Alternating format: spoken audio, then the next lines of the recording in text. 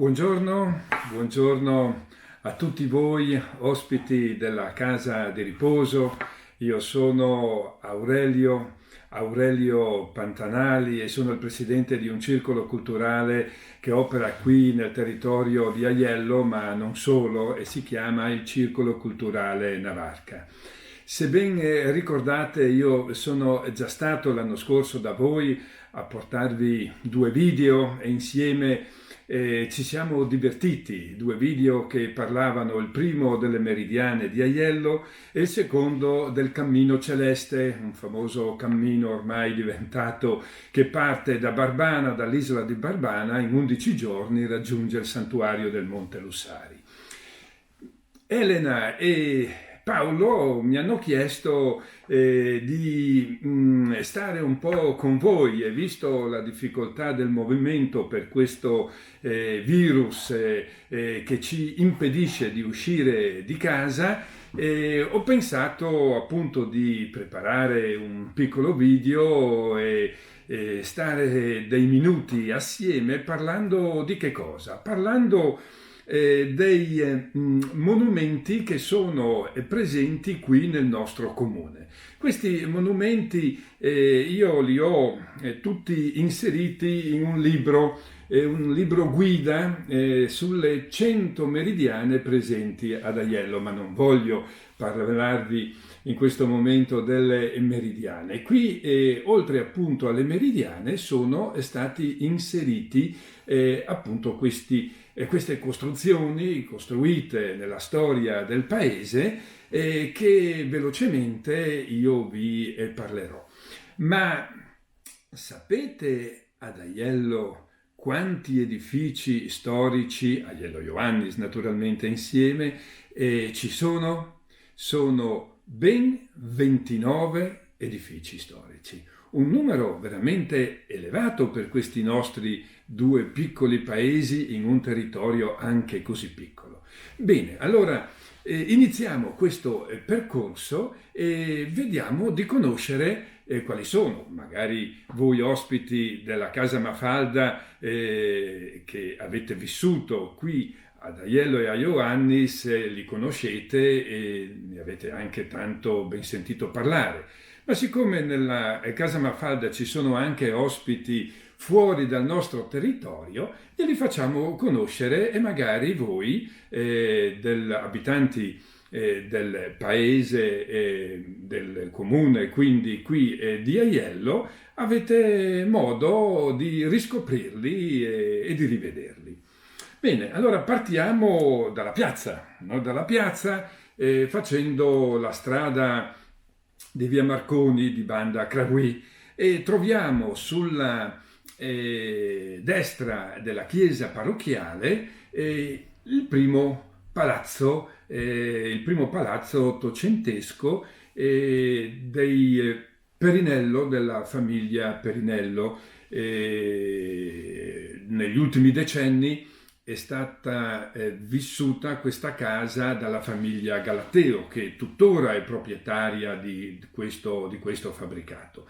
E lo troviamo con un bel giardino nella parte verso la strada e dietro invece abbiamo un grande campo con tutti i vecchi annessi agricoli appunto che hanno servito nel passato questo fabbricato e quindi la sua famiglia.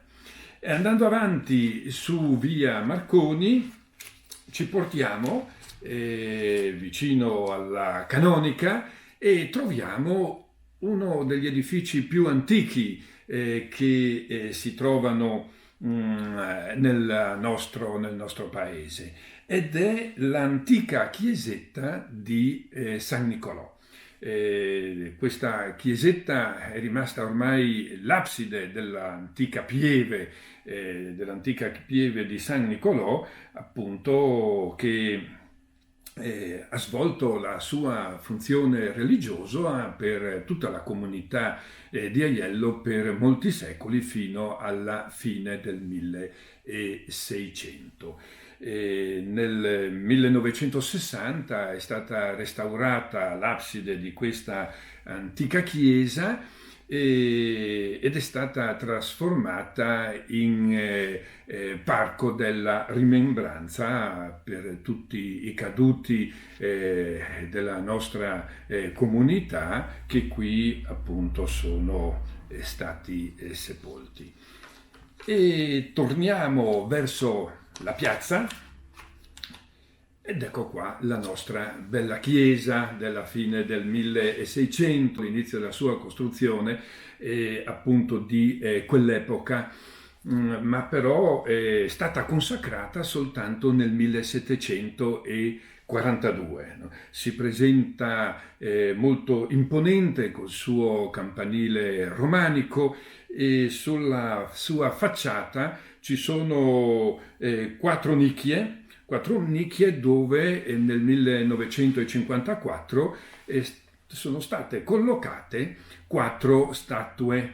Una statua è di San Giuseppe, una seconda statua è di San Francesco, una terza nella parte superiore è la statua di Santa Maria Goretti, mentre sulla parte sinistra abbiamo la statua di Santa Caterina da Siena, un suo bel sagrato che si apre a ventaglio proprio sulla piazza Roma di Aiello. Dalla chiesa parrocchiale dedicata a Sant'Ulderico passiamo in piazza dove troviamo un monumento con un'altra statua, la statua di San Giovanni Nepomuceno, un santo praghese che è conosciuto come il santo protettore delle acque. E nel passato purtroppo Aiello veniva allagato dalle acque che straripavano dal fiume Torre. Adesso ci sono naturalmente gli argini e non succede più tutto questo. E quindi gli aiellesi nel 1754 vogliono erigere questa statua.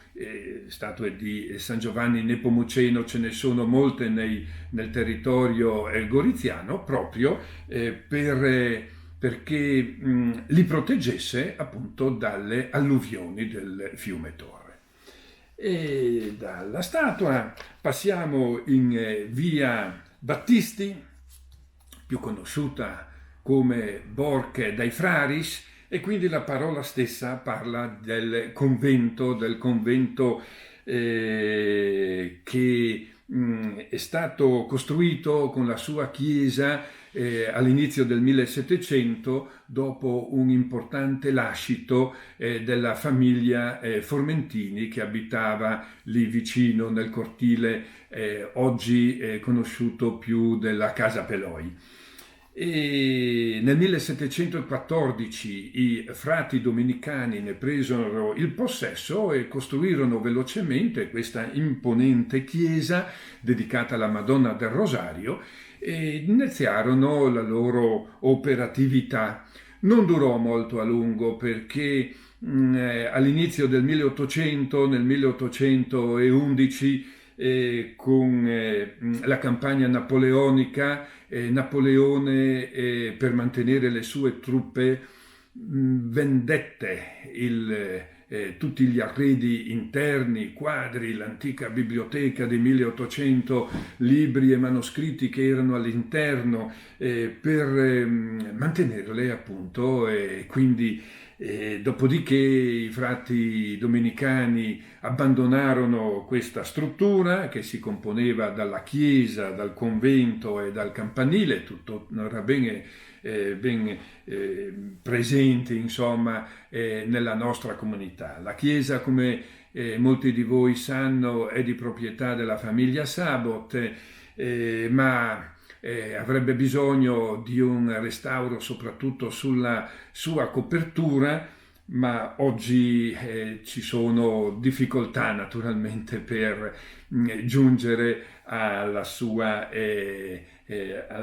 sistemazione. Speriamo però che nel futuro ciò possa avvenire. E dal Borgo dei Frati Andiamo avanti e arriviamo sul Pascut, piccolo pascolo, dove nel passato venivano lasciati a pascolare tutti gli animali. Ed è un luogo molto signorile il Pascut perché nel Settecento e nell'Ottocento vennero costruite 4 importanti ville nobiliari. Ecco, la prima, che la troviamo sulla sinistra, entrando appunto in questa bellissima via del nostro paese di Aiello, ed è il Palazzo dei Baroni Tauffenbach, costruito verso la metà del 1800 dopo un incendio di una casa colonica che si trovava appunto in quel sito. E avrebbe anche questo palazzo bisogno di un restauro e attualmente è in vendita ma da molti anni, e speriamo insomma che anche questo possa avere una vita futura e migliore di quella attuale. Questo invece è il palazzo conosciuto come Villa Parisi, della metà del 1700, costruita dalla famiglia Lazzari, con un enorme parco all'inglese nella parte posteriore. Del palazzo di Villa Parisi faceva parte anche la chiesa di San Domenico, e ha cambiato poi nei periodi lunghi della sua vita diverse proprietà. È diventata più recentemente di proprietà della famiglia Sabot, poi della famiglia Tonutti, attualmente è di proprietà della famiglia De Luisa di Corona, che l'ha predisposta appunto per fare dei matrimoni. Molto bella, è una magnifica villa principesca questa, no?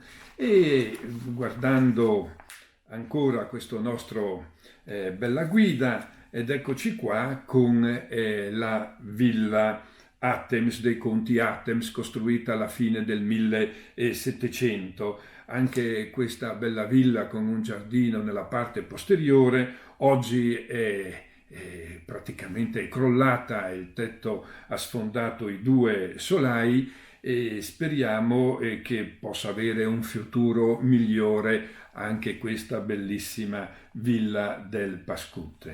E la quarta si trova proprio in fondo alla villa, e andiamo qua a cercarla, e la quarta è la Villa Michieli.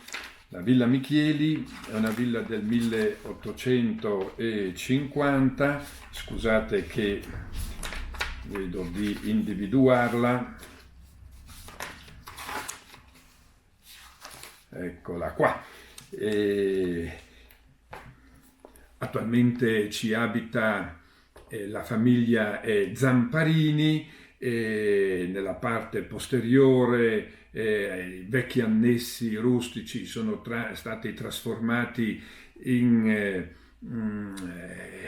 edifici per ricevere degli ospiti, e poi anche a una grande estensione di campagna che porta la vista proprio fino al paese di Perteole, verso sud, e quindi nella parte posteriore di questa bella villa.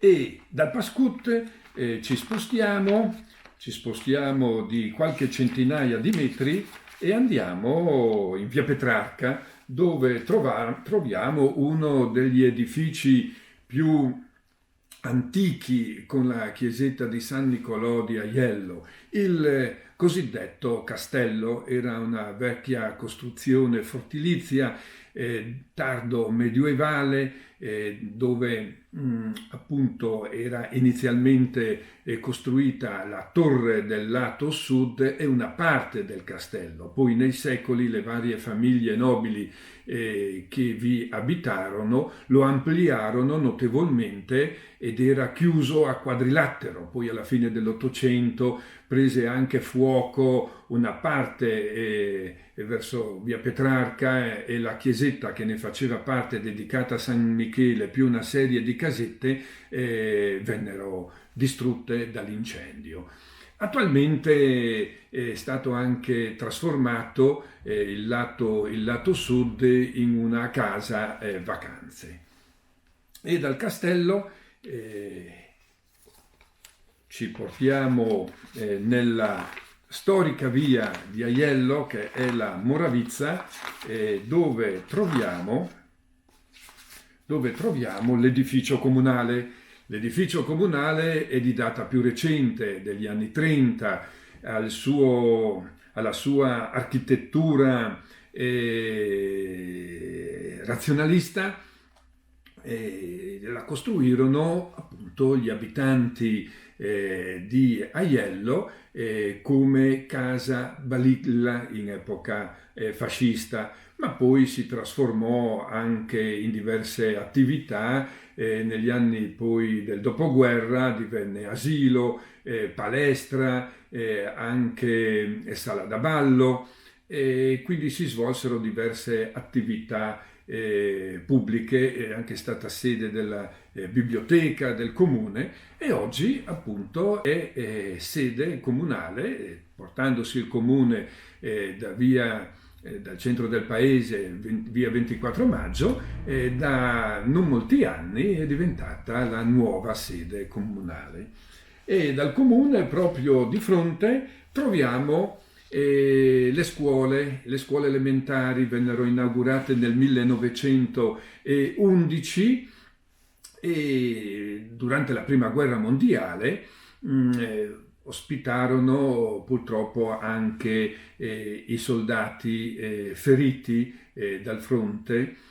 Qui ad Aiello, oltre che questo edificio, anche nel castello e anche nell'ex convento vennero ospitati i soldati per le cure, e venne anche il duca d'Aosta e il re Vittorio Emanuele III a rincuorare appunto i malati presenti in questi 3 edifici.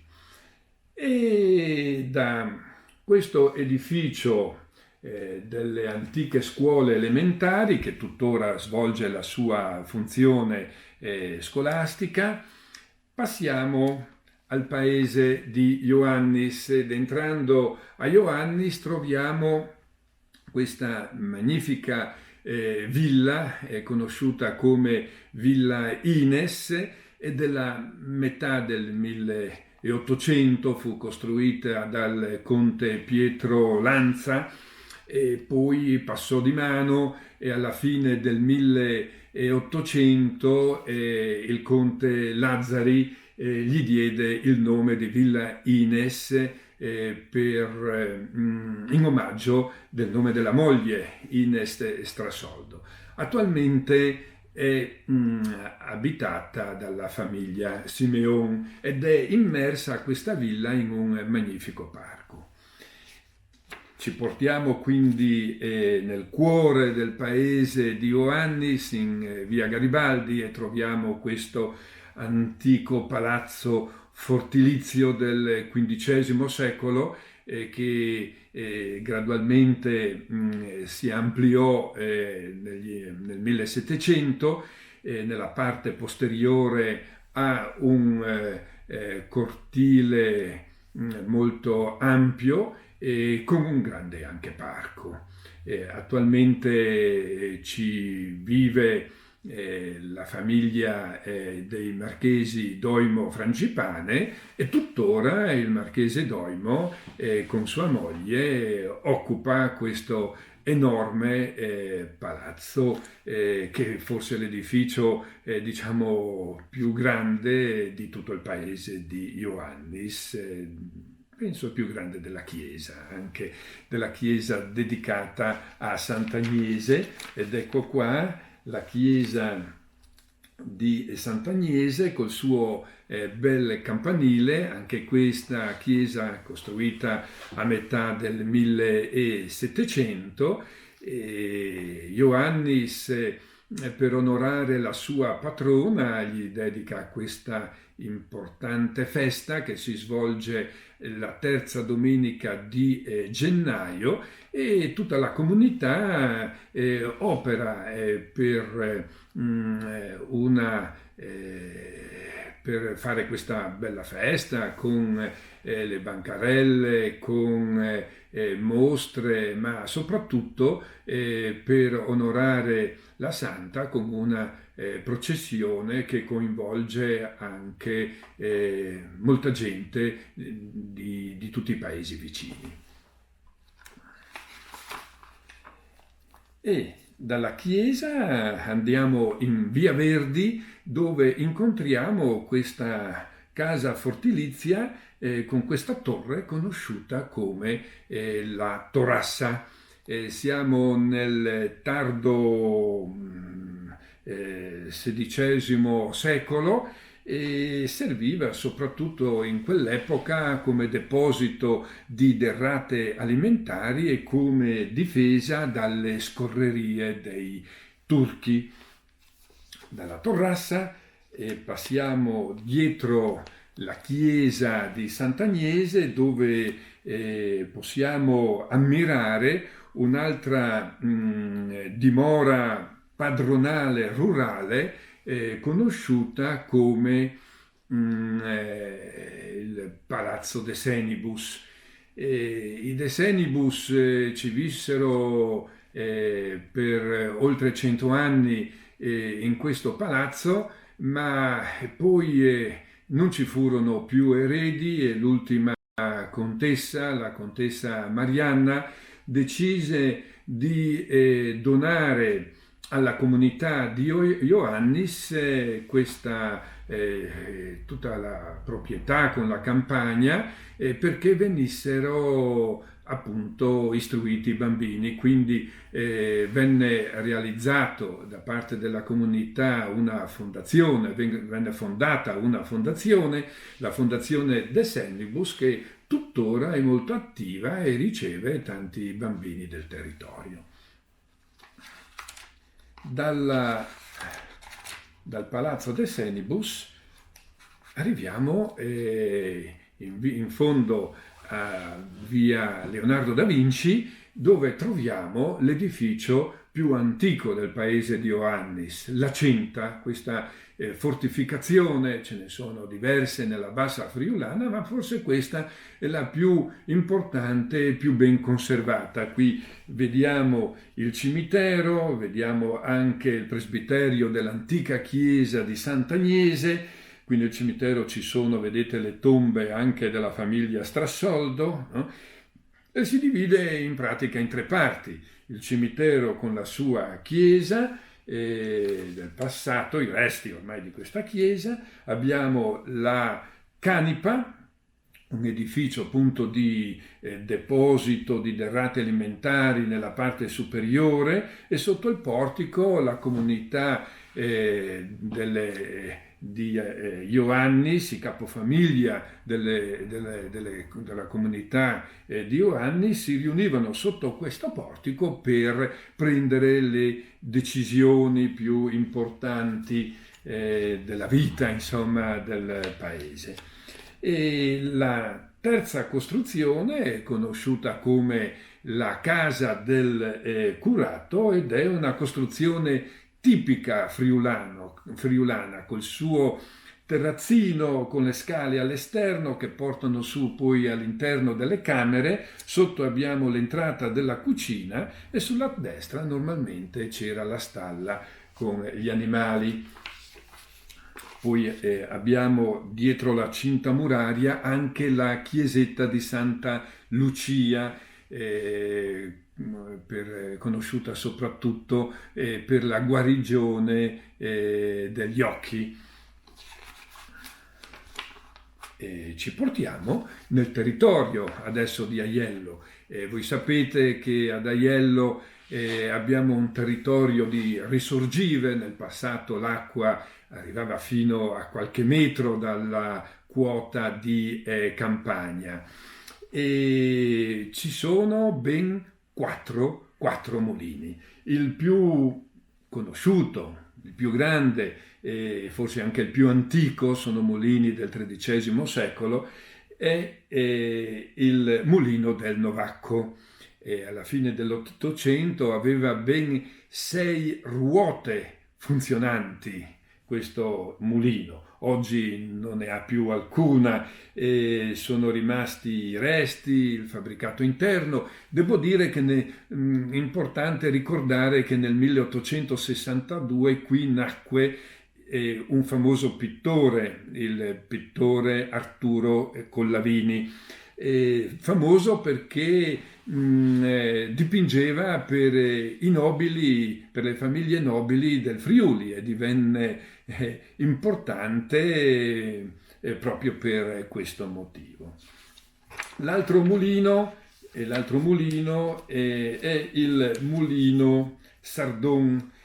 Si trova lungo questa strada dove appunto c'è la casa Mafalda, passando il paesino di Alture, si arriva prima del cimitero di Saciletto al mulino Sardon, che è un lembo di territorio del comune di Aiello.